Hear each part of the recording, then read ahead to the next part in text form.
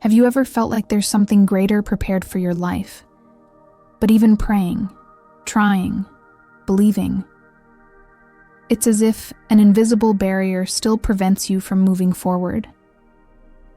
I'm Hannah, and today I want to walk alongside you through one of the most powerful revelations that has ever transformed minds, families, and destinies. Before we continue, I want to ask you with all my affection, subscribe now to the Keys of Prosperity channel, because here you will always receive profound messages that heal, strengthen, and open paths.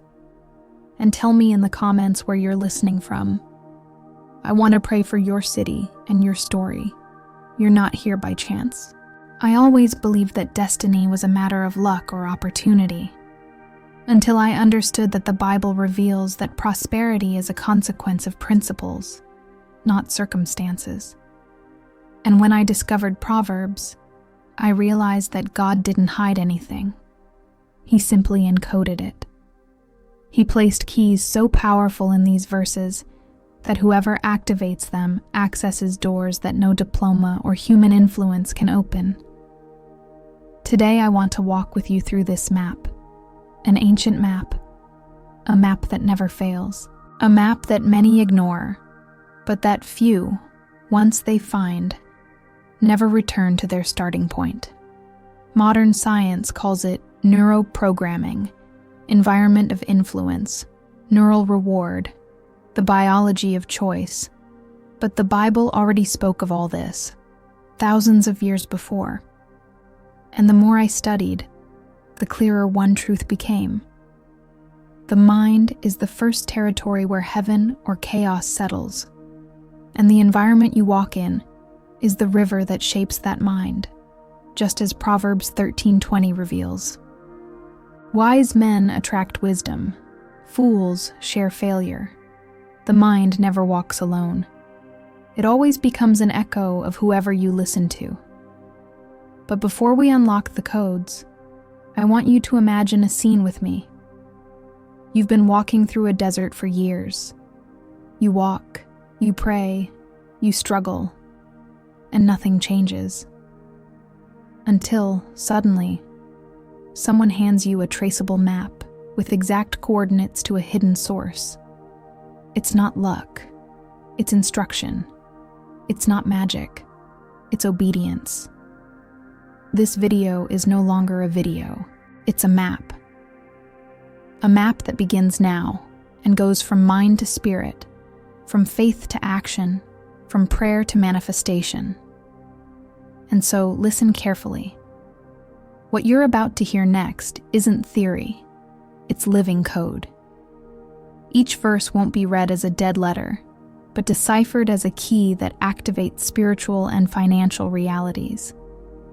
People write to me saying, "Hannah, after that video, my mind never returned to scarcity." And not because an external miracle occurred, but because something awakened within. That's what will happen to you today.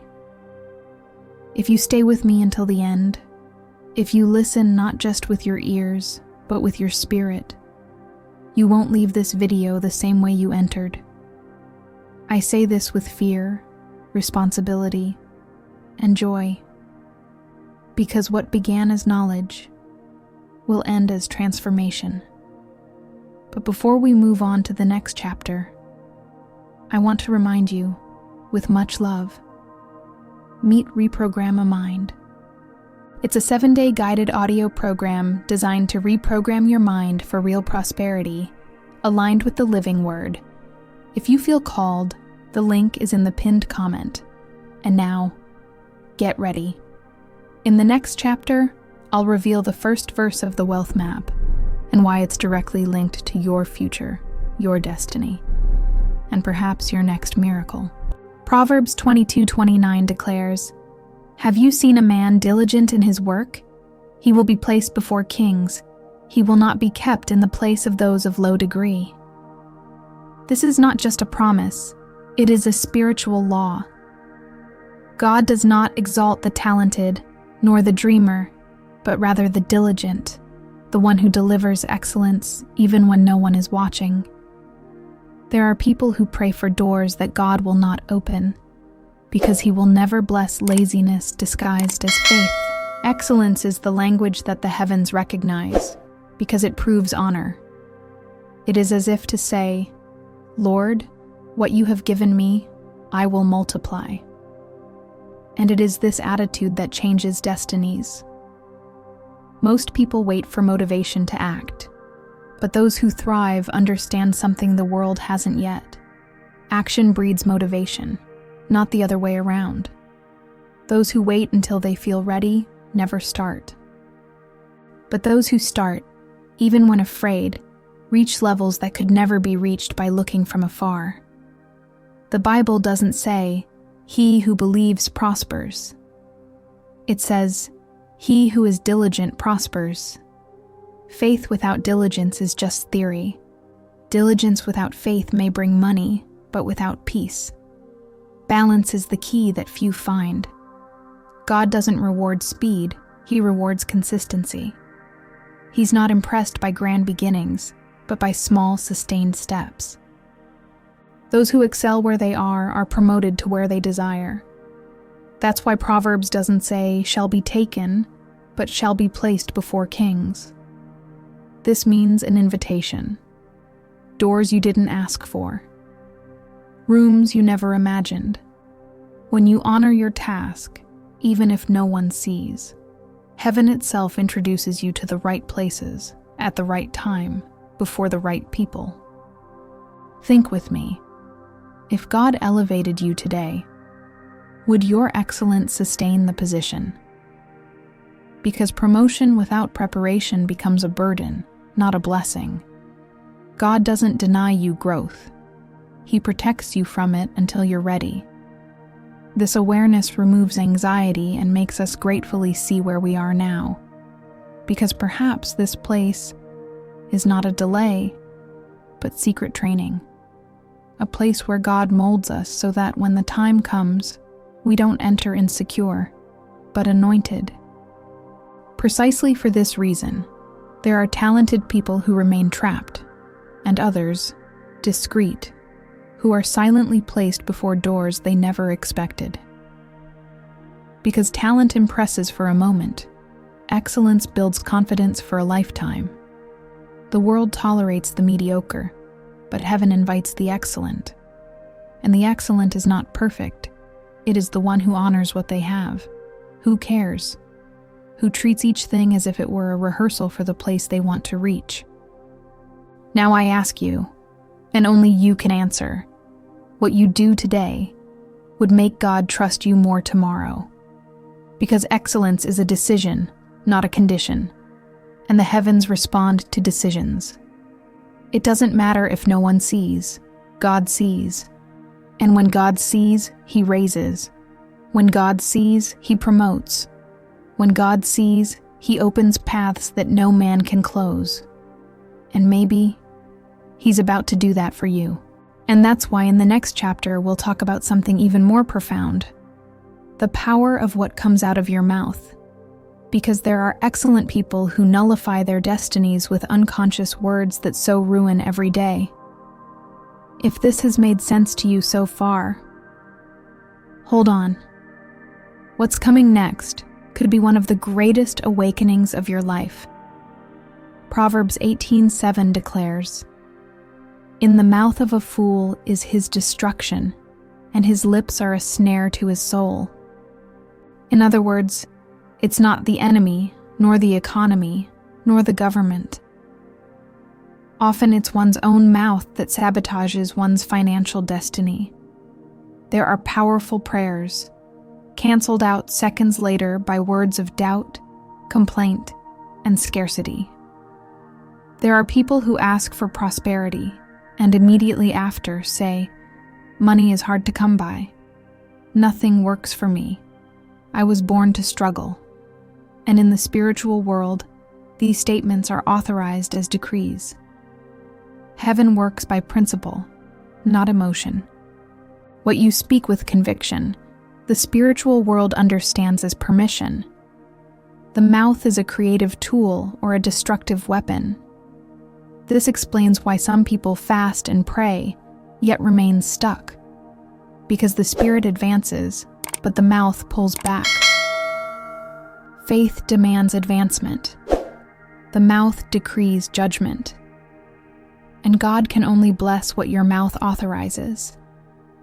Your voice either prepares the ground or destroys it. You can be inches away from the answer, or move away from it with just one wrong sentence. Words aren't just sounds, they're seeds. Every day you're sowing your future with what you declare before bed, upon waking, or in moments of frustration. Complaining is fertilizer for scarcity. Gratitude and prophecy are fertilizer for abundance. Therefore, courage isn't feeling, it's speaking even when you don't yet see. Because those who only speak according to what they see are narrators. Those who speak what they believe, before seeing, are builders. And God honors builders of faith. The truth is that your life today is the fruit of the words you repeated yesterday. And your life tomorrow will be the fruit of what you declare today. There is no neutral future. Your mouth is either building or destroying. Every time you say, I can't, it's impossible. The spiritual world records it as authoritative truth. This is so true that Jesus said, "You will have what you say." He didn't say what to think. He said what you say. The most powerful spiritual battle takes place on the tongue. Have you ever noticed that wise people speak little and reckless people speak too much? Because those who understand the power of words fear wasting them. Silence is sometimes protection, but the right word at the right time opens portals. Declarations don't just reveal faith, they move structures. Experiencing visible financial changes begins by changing your invisible language. Believe me, abundance has a vocabulary. Scarcity does too. And each sentence is a choice of alliance. So, starting today, be more vigilant than ever about what your mouth produces. Begin to declare life even when you feel deserted. Say, I'm moving forward. Doors are opening. God trusts me more because he sees faithfulness in me. This attitude isn't an illusion. It's spiritual alignment. God doesn't bless defeatist language because he isn't a God of defeat. Faith is becoming compatible with what you expect to receive. And in the next chapter, we'll dive into something that activates this language at its root, the most ignored law of biblical prosperity, which doesn't depend on strength, talent, diploma, or status, the law of spiritual generosity. And I need to tell you, it can multiply what you haven't even received yet. Prepare your heart. Proverbs 11:24 states, "Whoever gives freely will increase, but whoever withholds freely will lose." This is one of the most counterintuitive verses in the Bible because it defies human logic. The world teaches, hold on, protect, hoard. But the kingdom says, release, trust, sow. Because in heaven, it's not those who hoard who prosper, it's those who flow who prosper.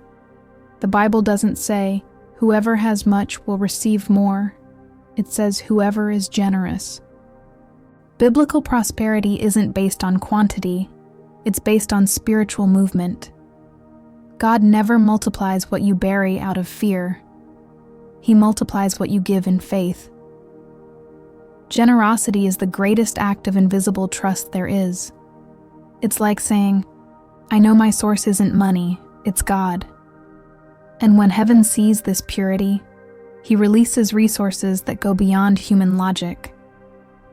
Have you noticed that generous people rarely go without? Because God always replenishes those who are channels, but he closes the flow, which becomes a stagnant well. Withholding out of fear is the language of scarcity. Surrendering out of faith is a sign of abundance. Generosity isn't just financial, it's a stance. It's when you offer words of life while many offer criticism. It's when you decide to break with selfishness and bless someone even in their own desert. It's when you forgive, even when you have reason to demand justice. Generosity is a spirit, not an isolated action. And this spirit opens doors in the spiritual world that no human effort could unlock. Because God recognizes His own DNA in those who choose to be like Him, those who give before receiving. And there's something serious I need to tell you. There's no neutrality here. Those who aren't generous inevitably become hoarders, and the Bible is clear. To him who withholds unduly, it is to his loss. This means there's no stable position. You either flow for more, or you'll stall and wither without realizing it. Scarcity doesn't begin in the pocket. It begins in the shrunken heart that says, "What if I run out?" instead of, "What if God multiplies?" One of the enemy's greatest traps is to make you think you have to wait for plenty before being generous. But the Bible shows exactly the opposite. Multiplication begins with the unfaithful. It was the widow with 2 coins, not the rich man with millions, whom Jesus exalted. Because God doesn't measure quantity, God measures honor. And honor has a scent, a weight, a voice. It touches the heavens in a way that logic can never reach. Therefore, generosity is not a loss, it is an investment. Not in the human market, but in the eternal market, where nothing is corrupted, nothing is lost, and everything returns multiplied. If this revelation is already stirring something inside you, get ready. Because in the next chapter, we'll expose what is perhaps the most crucial secret point of biblical prosperity: the ability to listen to the right advice around the right people and not repeat mistakes that have silently destroyed others. This is the dividing line between those who multiply and those who permanently hinder. I want you to close your eyes for a few moments and just breathe. Feel as if the Spirit of God Himself is visiting your mind right now. I want you to repeat after me in an audible voice. Because spoken words have spiritual authority. Let's transform principle into movement. Let's activate the heavens now. Repeat. I open my mind to the abundance that comes from God. Once again, with faith. My life will not be guided by fear, but by trust in heaven. Each sentence is a seed. Each word moves invisible worlds. Say with me, I lack nothing, for the Lord is my shepherd. Declare, money is just a tool. It doesn't control me. It obeys me. Feel the atmosphere shift. Repeat boldly, all I need comes with ease, joy, and purpose. Now go deeper. I don't chase blessings. I attract what God has already sent. There is power when your mouth agrees with heaven. Keep declaring. You are rewriting codes within your mind. Repeat. I am worthy to prosper because I was created in the image of the Creator. Affirm. My mind is fertile, and whatever I sow in faith, I reap in abundance. Declare. Scarcity is not my identity. My essence is abundance, honor, and purpose. You may never have heard this, but repeat with confidence. I deserve to live well. I honor the life God has given me. These are not positive statements. They are spiritual decrees. Now visualize. There is a golden door before you. Behind it, a wide field, golden light, inexplicable peace. And say with me, I receive doors that no man can close. Declare, I walk guided, protected, and favored by God. Once again, I am faithful in little things, and therefore I am being prepared for much. Your spirit is responding. Heaven is responding. You are closer than you think. Now affirm with authority. I will not be a slave to fear. I am an heir to God's promises. Say, I thrive with balance, honor, and eternal purpose. Feel the oppression falling away, the inner chains unraveling. The Lord is repositioning you. Breathe. Feel the peace. Do you feel it? This isn't motivation. It's spiritual alignment. And if you want to continue this journey daily, guided, I lovingly invite you to discover Reprogram a Mind. It's a 7-day program of profound and prophetic audios designed to reprogram your mind for true biblical prosperity, blending spiritual and scientific language. The link is in the pinned comment. It's your next natural step.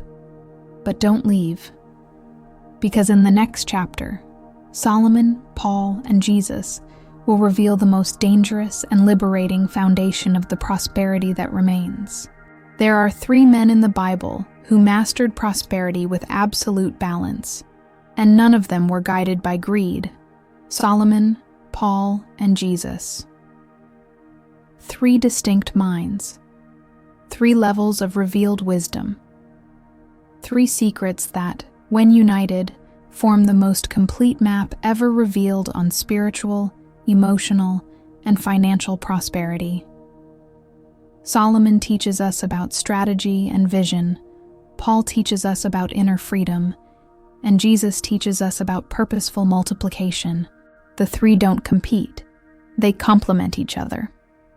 Listening to only one is living out of balance. Solomon, the wisest and richest man of his generation, teaches something most ignore. Wealth isn't born of desire, it's born of planning.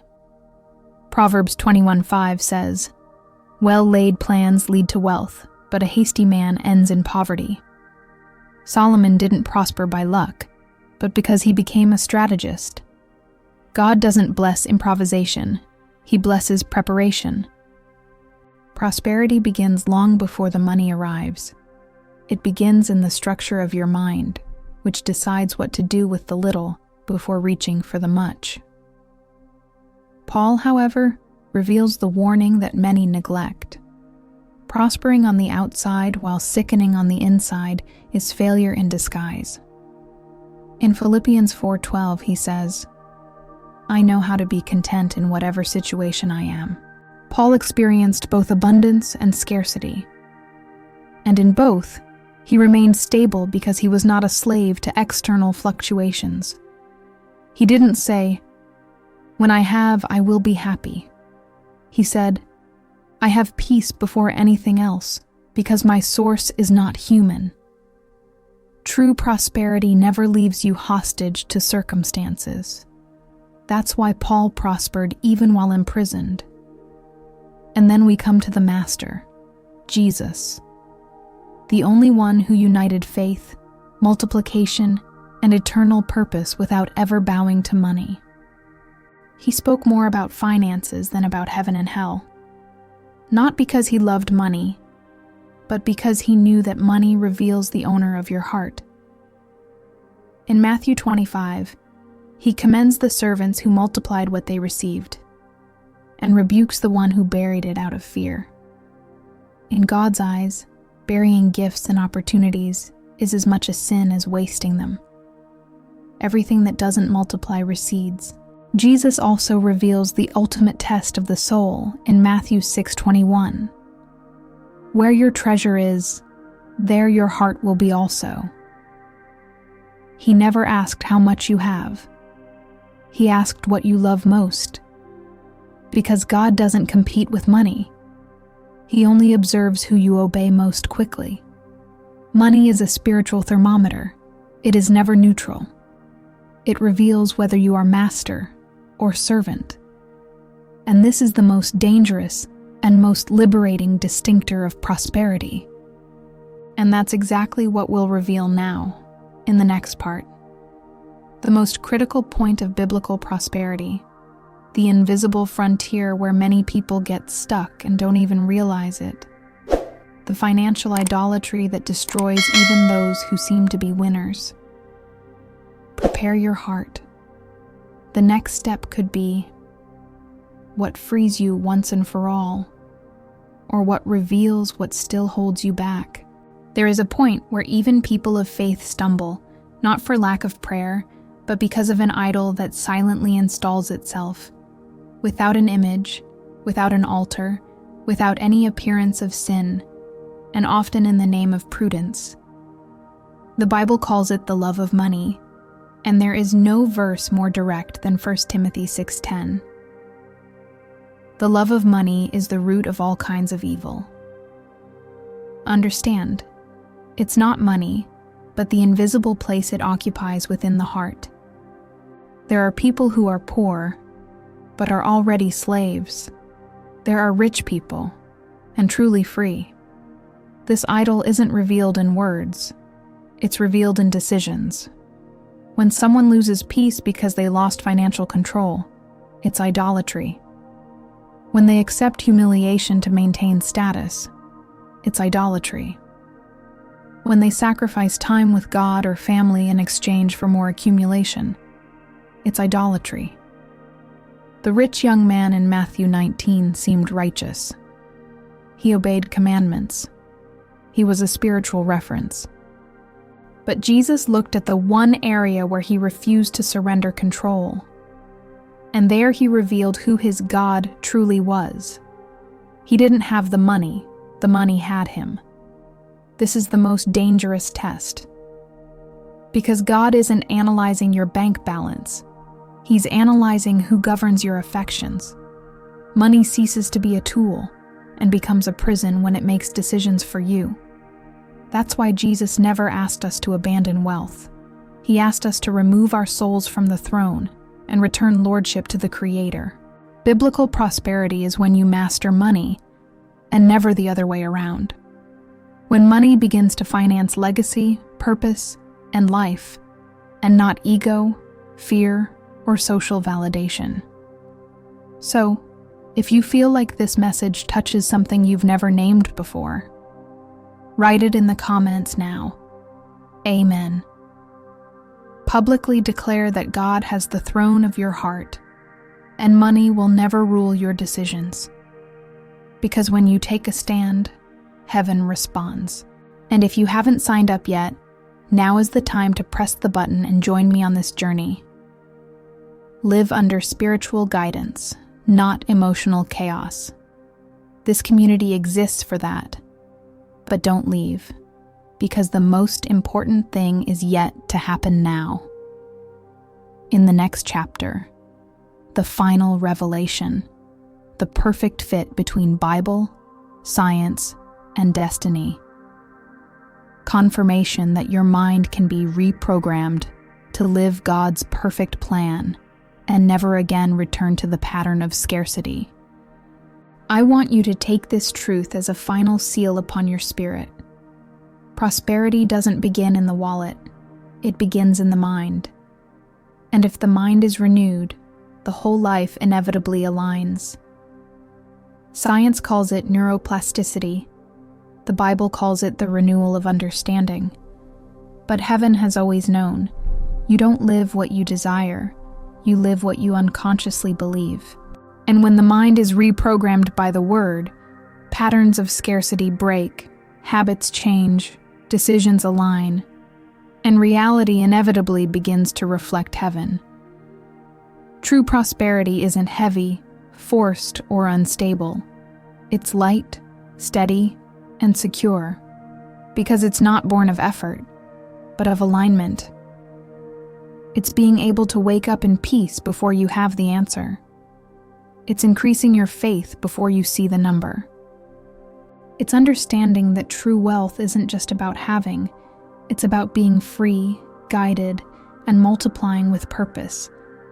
A renewed mind doesn't chase abundance, it becomes compatible with it, and that changes everything.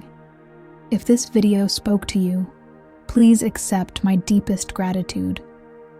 Your presence here was no accident. It was a response. God honors those who seek wisdom before results. And I pray that this word has not only touched you, but initiated an irreversible movement within you. Because true prosperity is not an event. It is a journey. And you have just taken a step that many never have the courage to take. If you want to experience this transformation in practice, daily, I lovingly invite you to discover Reprogram a Mind. These are 7 days of guided audio sessions designed to reprogram your mind with prophetic declarations aligned with the Bible and the spiritual laws of abundance. The link is in the pinned comment. If this has resonated with you, don't ignore it. It's the next step in your activation. Thank you, deeply, for walking with me this far. You are part of something bigger. This family is growing, and will grow even more with you here. If this word touched your spirit, write Amen as a public act of faith. This seals in heaven what God has begun in you today. See you in the next video. Infinite gratitude.